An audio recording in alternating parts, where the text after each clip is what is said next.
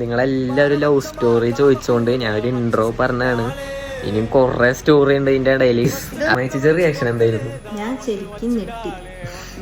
ഞാൻ പരമാവധി ഞാൻ ഞെട്ടിത്തീർന്നു. കാരണം അങ്ങനെ പെങ്ങളായിട്ട് നടന്നായിരുന്നു. പെട്ടെന്ന് റിലേഷൻ പറഞ്ഞപ്പോ ഷോക്ക്.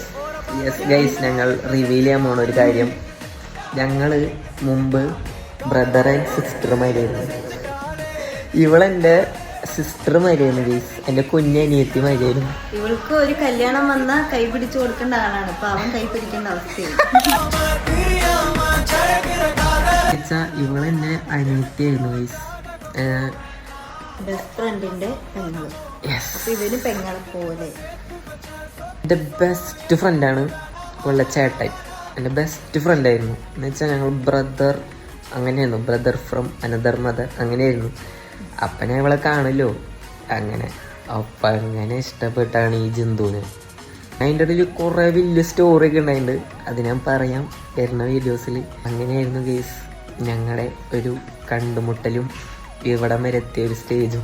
വലിയൊരു ഷോക്കായി ഗേസ്. എന്ന് വെച്ചാൽ ഇവളെൻ്റെ അനിയത്തിയല്ലേ. അപ്പോൾ മായ ചേച്ചിയുടെ ഒക്കെ പറഞ്ഞപ്പോൾ ഇവളെൻ്റെ സിസ്റ്ററൊക്കെ ആയിരുന്നു. പക്ഷെ എൻ്റെ ഇമാജിൻ ഗേൾ ഫ്രണ്ട് എങ്ങനെയാണോ അത് കറക്റ്റ് അനുഷ്കയുടെ ഉണ്ടായിരുന്നു ഗേസ്.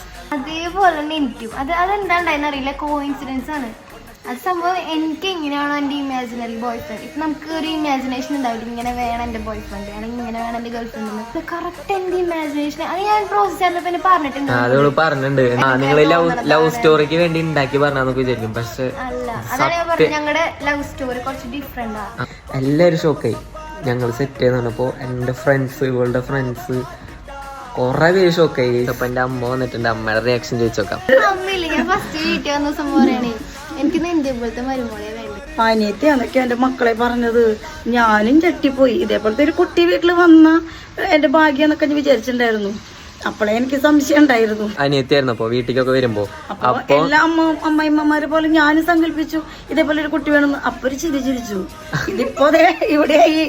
ഇനിയിപ്പോ ഇത് ഫിക്സിങ്. Bye guys. അനിയത്തി ബൈ പറയും. അനിയത്തി